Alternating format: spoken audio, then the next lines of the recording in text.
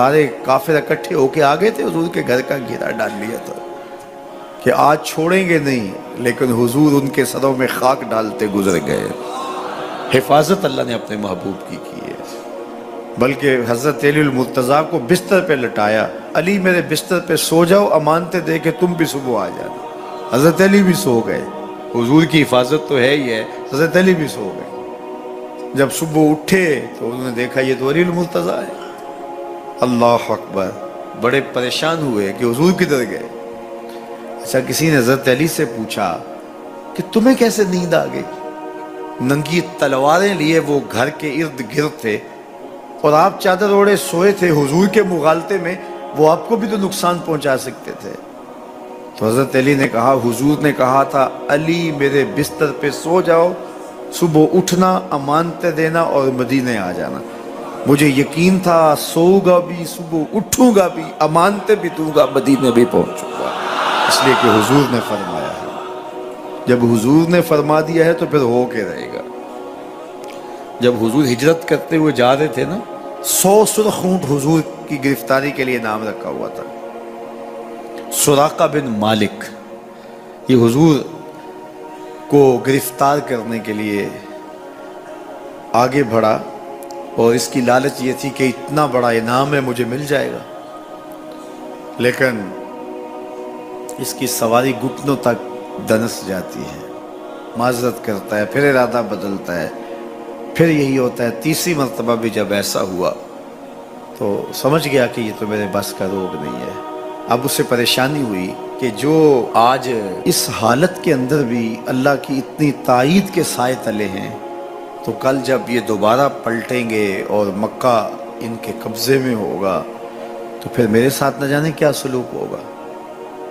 تو کہا کہ حضور مجھے امان لکھ دیجئے۔ تو حضور نے کیا فرمایا، سراقہ تو مجھے گرفتار کرنا چاہ رہا ہے، میں تیرے ہاتھ میں کسریٰ کے کنگن دیکھ رہا، میں تیرے ہاتھ میں کسریٰ کے، اس وقت کی سپر طاقت تھی کسریٰ، تو فرمایا میں تیرے ہاتھوں میں کسریٰ کے کنگن دیکھ رہا۔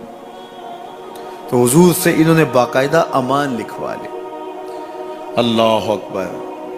حضرت عمر کا زمانہ ہے، ایک جنگ میں حضرت سراقہ بن مالک بھی تھے، تو کافر قلعہ بند ہو گئے، اور یہ جب ان کے اوپر حملہ آور ہوتے ہیں تو وہ اندر سے پتھر پھینکتے ہیں، فصیل عبور نہیں کی جاتی۔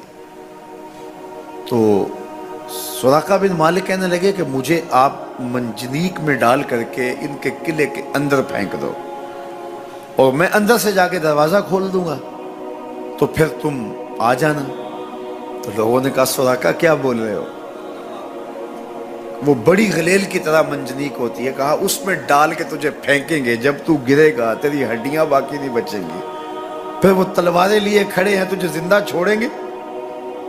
تو حضرت سراقہ نے کہا مجھے کچھ نہیں ہوگا، اس لیے کہ حضور نے کہا تھا تیرے ہاتھوں میں کسریٰ کے کنگن دیکھ رہا ہوں، ابھی تک کنگن نہیں آئے، جب تک کنگن نہیں آتے موت آ ہی نہیں سکتی ہے۔ یہ یقین تھا ان کا، یہ اذعان تھا ان کا۔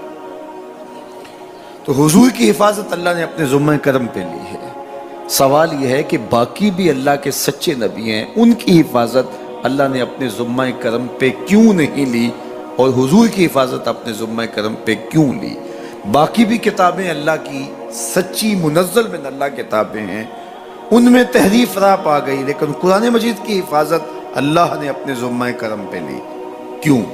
تو اس کا جواب یہ ہے کہ اگر کوئی نبی شہید ہو جاتا ہے تو نیا نبی آنے والا ہے، اس کی جگہ کو پر کر دے گا۔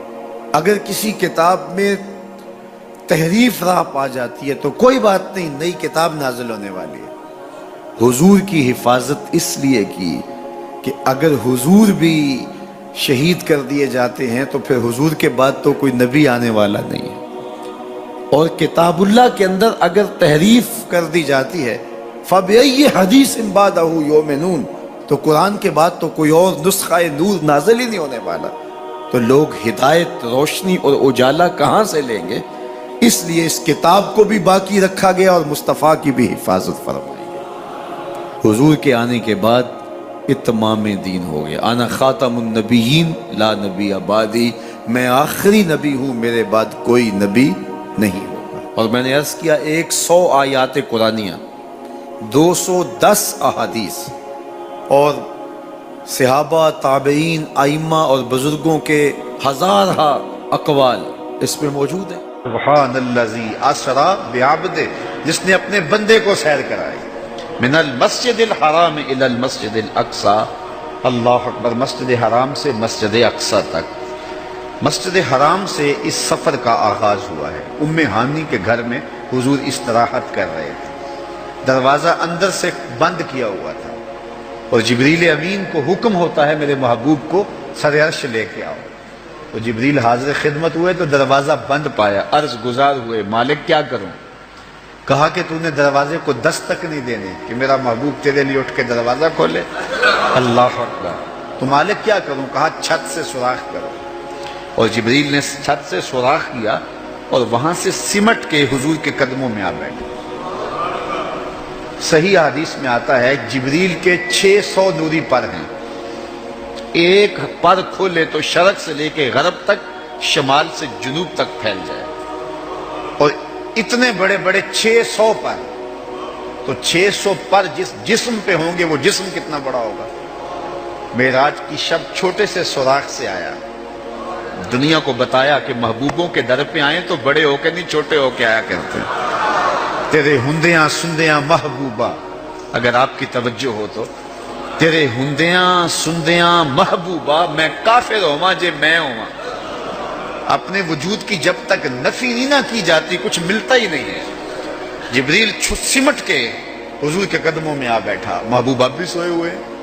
اللہ اکبر، تبارک اللہ، شان تیری تجھی کو زیبا ہے بے نیازی، کہیں پہ جوش لن ترانی، کہیں تقاضے وصال کے، کوئی کوہ طور پہ جا کے کہہ رہا ہے رب ارنی انظر الیک، مالک دیکھنا چاہتا ہوں نقاب اٹھا دے۔ جواب ہوتا ہے نہیں نہیں تم نہیں دیکھ سکتے، اور ادھر محبوب سویا ہے، جبریل حاضر خدمت کھڑا ہے، محبوب اٹھو، رب انتظار کر رہا ہے۔ تو جبریل قبل قدمہ، میرے محبوب کے قدم چوم لے، تو جبریل نے اپنے کافوری ہونٹ حضور کے قدموں پہ رکھ دیے۔ قبل تفعیل ہے، تفعیل کثرت ماخذ چاہتا ہے، یعنی اس کا معنی یہ نہیں کہ ایک بار چوم، اس کا معنی ہے بار بار چوم۔ تو جبریل حضور کے قدم چوم رہے ہیں۔ بشرط چادر تان کے ستا، نور چمے پہ تلیاں، بشرط چادر تان کے ستا، نور چمے پہ تلیاں، جس دی خاطر سجیاں ہویاں نے عرش بری دیاں گلیاں۔ بشرط اگے ود دا ہی جاوے، نوری رہ گیا تھلے، جس ویلے انہوں ود دیاں ویکھیا، آکے بلے بلے بلے، کوئی حد ہے ان کے عروج کی، بالا غل اولاب کمال۔ حضور علیہ السلام کو ام ہانی کے گھر سے حتیم میں لایا گیا، صحیح حدیث ہے، حتیم میں لا کر حضور کے صدر انور کو چاک کیا گیا، اور قلب اطہر حضور کے سینے سے نکال کر کے ایک تشتری میں رکھ کے آب زمزم سے غسل دیا گیا، اور حضور فرماتے ہیں یہ سارا منظر میں کھلی آنکھوں سے دیکھ رہا ہوں۔ حضرت امام بدر الدین عینی علیہ رحمہ عمدۃ القاری شرح صحیح بخاری کے اندر لکھتے ہیں کہ جو ہی حضور کے قلب اطہر کو دیکھا تو جبریل اشش کر اٹھے، انہوں نے لفظ کیا کہے، قلب وقیع فیہ عینان تبصران و اذنان تسمعان، واہ واہ کیسا دل ہے جس میں دو آنکھیں ہیں جو دیکھتی ہیں، دو کان ہیں جو سنتے ہیں۔ حضور کا دل عام لوگوں کے دلوں کی طرح نہیں ہے۔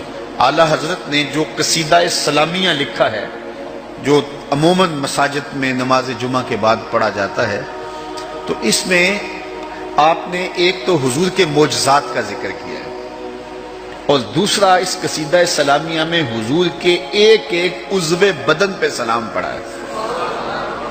کبھی انگلیوں پہ سلام، نور کے چشمے لہرائیں دریا بہیں، انگلیوں کی کرامت پہ لاکھوں سے، کبھی ہاتھوں پہ سلام، ہاتھ جس سمت اٹھے غنی کر دیا، موج بحر سماحت پہ لاکھوں سلام، کبھی بازوؤں پہ سلام، جن کو بارے دو عالم کی پرواہ نہیں، ایسے بازو کی قوت پہ لاکھوں سلام، کبھی ہونٹوں کو سلام، پتلی پتلی گلے قدس کی پتیاں، ان لبوں کی نزاکت پہ لاکھوں سلام۔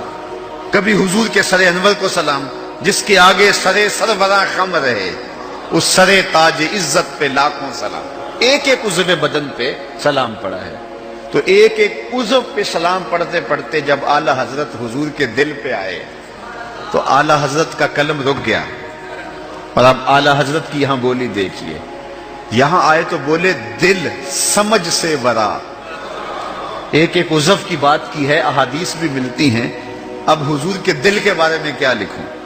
اعلیٰ حضرت بولے دل سمجھ سے برا، مگر یوں کہوں گنچائے راز وحدت پہ لاکھوں سلام۔ یہ اللہ کے رازوں کا امین ہے حضور کا قلب اطہر۔ اللہ اکبر، کائنات کی سب سے بڑی حقیقت حضور کا قلب اطہر، وہ دل جس میں خدا کے جلوے سموئے ہوئے ہیں۔ اللہ اکبر۔ حضور فرمایا تنام عینایا ولا ینام قلبی، لوگوں سنو، میری آنکھیں سوتی ہیں، میرا دل نہیں سوتا۔